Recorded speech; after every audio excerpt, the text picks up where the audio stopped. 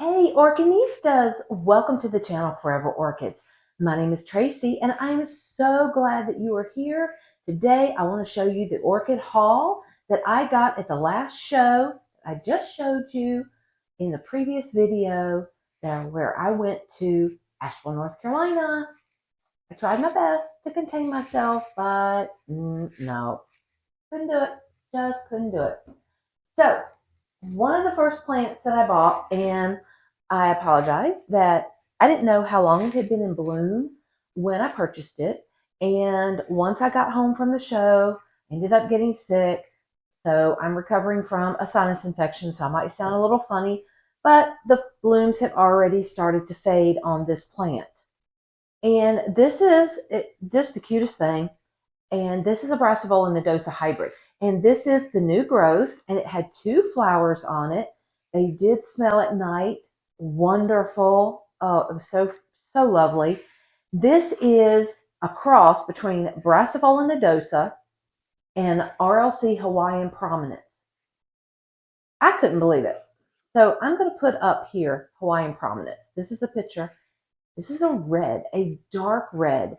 This plant has been used in a lot of crosses, and now that they've crossed it with Brassivola nodosa, I have found out this has been named. This is now RBY, which stands for Ringobrassalalia. That's a tongue twister and a mouthful. Rain Green's Hawaiian Serenade. Now, let me show you the picture, since the flowers have already faded. Let me show you a picture right here of what the flowers looked like the day that I bought this. I fell in love with the lip. I loved all of the patterning that was in the lip, just fell in love with it. And then the gentleman that I purchased it from, Marble Branch Farms, they're out of South Carolina, he was telling me that in his display, he had one of these, but it was yellow and it was a bigger flower, more of a, I guess, sunset color. Look at this right here. Look at this flower. Isn't this crazy? So now I'm going to show you some more pictures of this cross and the color variations that you could get. I haven't seen one that was more in the pale, what would I say this was? Kind of like a pale lavender. And I haven't seen any online for this cross in that color form that I purchased. So I'm absolutely in love with it. I've got one little root tip growing right here. It is planted in a little basket inside of this pot here. I will get it out, and I do want to go ahead and get it repotted. I think it would do a little bit better, I think anyway, if I got it repotted a little bit different way for my environment. But anyway, moving on. Okay, then then I got a little Tolunia, and it had two spikes on it, already starting to fade there, and it was a very dark, kind of like a it's a lighter color on the dorsal sepal and these two petals here. Now this here modified lip here is a much darker burgundy, and I don't have anything like that in my collection as far as my Tolunias are going. And this one was $20 from Coral Smith. I got this from. They actually come to that show from Florida, so it's a really great chance for individuals in the area to purchase from them without having to pay shipping. Okay, then I'm not going to show you this one. I'm going to show you that one last. That one is just phenomenal. So then I purchased this little Phalaenopsis here, and I'm not sure how to pronounce this. This is Phalaenopsis Wiganiae. It's a cross between Phalaenopsis schilleriana and Phalaenopsis stewartiana. Phalaenopsis number 3 was the cultivar, and the stewartiana was a George Vasquez. I had not seen one of these before, and I really like the white with the pink stripes, but I love all the spots in the lip there. And so we had, I think we had, did we have one flower? No, we didn't have a bud blast on this one. And I got this one also because A, I like the flowers. I love the patterning on the uh, um, the leaves here, but also that was a little dried up leaf there. But also there's a second plant down in the pot. I don't think it is a basil kiki. I think it's just a separate plant. So I could pop this one up separately and end up with two plants. Yay! Then I could share one later. But anyway, because of the schilleriana and stewartiana, they both have this type of leaf on there. Okay. Woo. Okay. And then towards the end of my time there, I decided to get another schilleriana. Now last year I purchased a schilleriana from Curl Smith. Was not in bloom, has not bloomed yet, and I think it is working on its possibly third leaf since I bought it. And this is Phalaenopsis schilleriana. This is the, no, doesn't have a tag in it. This is the Jim Krull crossed with Jordan Winter variety that Curl Smith has. And they had it at a really good price. Last year, I paid way more for the schilleriana. This year, I think there was a little pricing mix up. I don't care because I got this for a great price.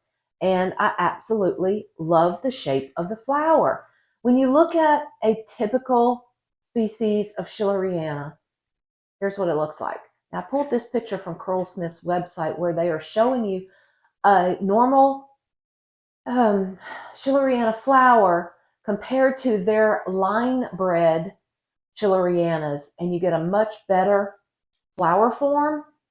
And I actually think this one is even better flower form than what they've got on their website. And I just love how the lip here has a little bit of white on it with the pink. Love it. I just absolutely love it. And I wanted a schilleriana. It's a species. Love the patterning on the leaves. It gives you a little bit more interest during the quote off season. And schillerianas, they have a tendency to, why most people grow them, even though they don't like the flower necessarily, the flower shape on the species is not great. People will grow them for the leaves, but they'll also grow them because this species has a tendency to branch and have 50 to 100 flowers on any given spike. So as this plant matures and grows, I hope to get lots of branchings. I hope to get way more flowers. It's going to be stunning. Okay. He's already, you know what? When you're sick, probably not a good idea to videotape things or try to pronounce things. Let's try that again. The piece de yes, okay. I'm putting myself on the spot, and obviously I can't pronounce this word, so I just won't try to say it. So anyway, here we go. I was looking at some walkerianas that they had at Curl Smith at their booth. Then all of a sudden, they pulled out this whopper, and I was like, "Give me that! It's mine. This is mine. This was mine. This is Cattleya walkeriana. This is SVO's Passion, which has an AM from the American Orchid Society, crossed with Cattleya walkeriana, the chairman, which also has an AM from the American Orchid Society. So with this one being SVO's Passion, obviously SVO's Passion, and I do believe the chairman are both ones from Sunset Valley. And both of those are 4N. What does that mean? What does 4N mean? Okay, 4N means that it has twice as many chromosomes as a normal walkeriana. And I also liked the flower is absolutely massive. It has 2 new growths on it. Since I've been home, one of the new growths, I don't know if I got water down in, I just don't know what happened. Here, on this growth right here because it has died back. The leaf coming out has died back in the sheath. But the second growth here is continuing to grow, and it has just started a new root coming out here. So, okay, back to 4N. All right. The plant itself is bigger. The leaves are thicker. The flower petals are thicker, waxier, more substantial. The fragrance is phenomenal, absolutely phenomenal, incredible. I have another walkeriana, but it's too small to bloom right now. And based upon the way it looks, there's no way the other one that I have is a 4N. So I'm very excited about this one. I have really high hopes for this plant. And I just have two walkerianas. I really want to learn how to grow them. I also have a Cattleya nobilior that I got last year that currently has 3 new growths on it. It after it bloomed last year, it had 2 growths on it. Now this year, no blooms that I can tell because I'm still learning the way walkeriana and nobilior, they will produce a separate growth. They don't produce flowers from the top of the leaves here like your Cattleyas do, the normal Cattleyas. They produce a separate growth, looks to start with like a new growth, but then buds come out. So the Cattleya nobilior that I have has 3 growths on it. I'm still waiting to see. I think they're just new growths.